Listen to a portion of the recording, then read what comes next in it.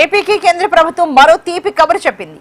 విశాఖపట్నం ప్రధాన కేంద్రంగా దక్షిణ కోస్తా రైల్వే జోన్ ఏర్పాటుకు సంబంధించి అధికారిక గెజిట్ నోటిఫికేషన్ ను కేంద్ర రైల్వే మంత్రిత్వ శాఖ విడుదల చేసింది. దీంతో ఈ జోన్ ఏర్పాటుపై ఉన్న అన్ని అడ్డంకులు తొలగిపోయి అధికారిక హోదా లభించింది. వైజాగ్ కేంద్రంగా ఈ జోన్ కార్యకలాపాలు కొనసాగబోతున్నాయి. గుంతకల్లు, గుంటూరు, విజయవాడ డివిజన్లు కొత్త జోన్ పరిధిలోకి వస్తాయి. ఈ జోన్ ఏర్పాటుతో ఉత్తరాంధ్రతో పాటు ఏపీలోని మిగిలిన ప్రాంతాలకు రైల్వే సౌకర్యాలు మెరుగుపడమే కాకుండా కొత్త రైళ్లు, మౌలిక సదుపాయాల కల్పన స్పీడప్ కానుంది.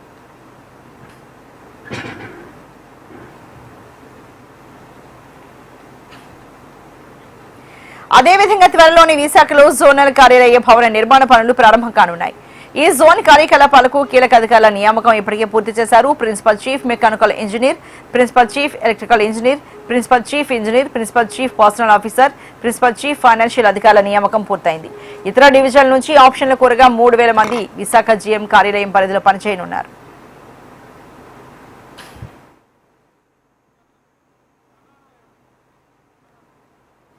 మరి దేశకు సంబంధించి మరింత తాజా సమాచారాన్ని మా ప్రతినిధి అనురాధ అందిస్తారు. అనురాధ, చెప్పండి.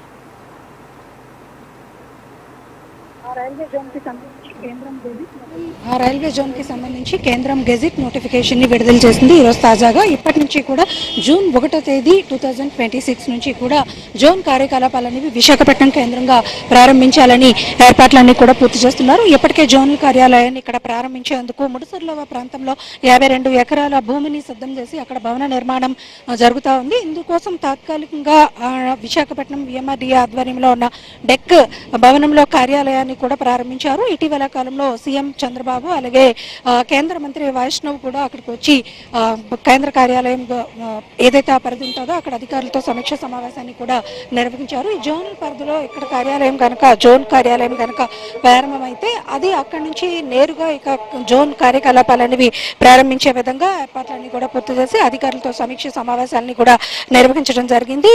వాల్తేర్ డివిజన్ కి సంబంధించి విభజించిన ఏదైతే నేపథ్యం ఉందో ఈ కొత్త జోన్ లో దాదాపుగా విజయవాడ, గుంటూరు, గుంతకల్ ఈ ప్రాంతాలన్నింటినీ కూడా ఈ జోన్ కి అనుసంధానం చేస్తూ ఉంటారు.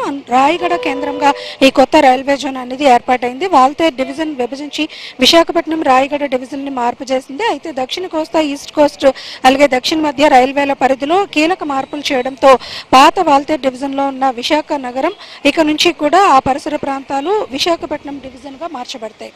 ఈ రైల్వే జోన్ కి సంబంధించి ఇప్పటిదాకా గెజిట్ నోటిఫికేషన్ అనేది రాలేదు. అయితే తాజాగా ఈ రోజు కేంద్రం గెజిట్ నోటిఫికేషన్ విడుదల చేసిన నేపథ్యంలో జూన్ 1వ తేదీ నుంచి జోన్ కార్యకలాపాలన్నీ కూడా విశాఖపట్నం కేంద్రంగా ప్రారంభమవుతాయి. దానికి సంబంధించి ఇప్పటికే జోన్ కార్యాలయ అధికారులందరినీ కూడా సౌత్ కోస్ట్ నియమిస్తూ వస్తుంది. మరి ఇక్కడ చూస్తే కనుక విశాఖపట్నంలో దాదాపుగా 3000 మంది జోనల్ కార్యాలయం సిబ్బంది అన్నది ఇక్కడ నుంచి కార్యకలాపాలని అందించేందుకు ఏర్పాట్లన్నీ కూడా పూర్తి చేశారు. అందుకు సంబంధించి ఎవరైతే అధికారులు ఉంటారో వాళ్ళందరినీ కూడా ఇప్పటికే విశాఖపట్నం తీసుకొచ్చారు. ఈ 1వ తేదీ నుంచి కూడా అంటే జూన్ 1వ తేదీ నుంచి కూడా జోనల్ కార్యాలయం ఇక్కడ డెక్లో తాత్కాలికంగా 2 సంవత్సరాల పాటు ఉంటుంది. అక్కడి నుంచి కార్యకలాపాలన్నీ కూడా జరుగుతూ ఉంటాయి. ఈ జోన్ వస్తే కనుక ఉత్తరాంధ్ర ప్రజల సుదీర్ఘ కళ అనేది నెరవేరుతుంది అనేది ఎప్పటి నుంచో కూడా సుదీర్ఘకాలం పోరాటం చేసి ఆ ఫలితంగా ఈ విశాఖ రైల్వే జోన్ అనేది ఏర్పాటు చేసుకోవడం జరిగింది. విశాఖ రైల్వే జోనల్ కార్యాలయం ఏర్పాటైన దగ్గర నుంచి కూడా వాల్తేర్ డివిజన్లో, రాయగడ డివిజన్లో ఉన్న కొన్ని ప్రాంతాలతో కలిపి మొత్తం జోనల్ కార్యాలయాలన్నీ కూడా ఇక్కడ ప్రారంభమవుతాయి. ఆ కార్యక్రమాలన్నీ కూడా ప్రారంభమవుతాయి.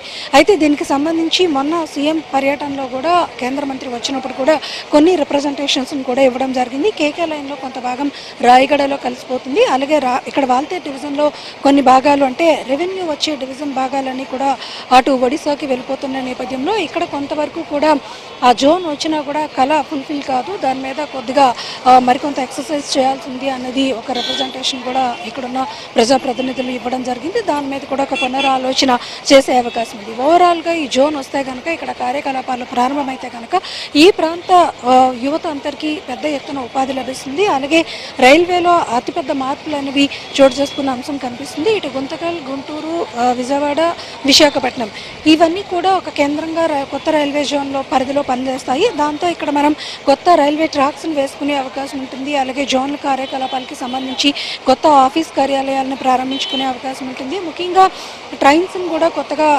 కేటాయించుకునే అవకాశం ఉంటుంది.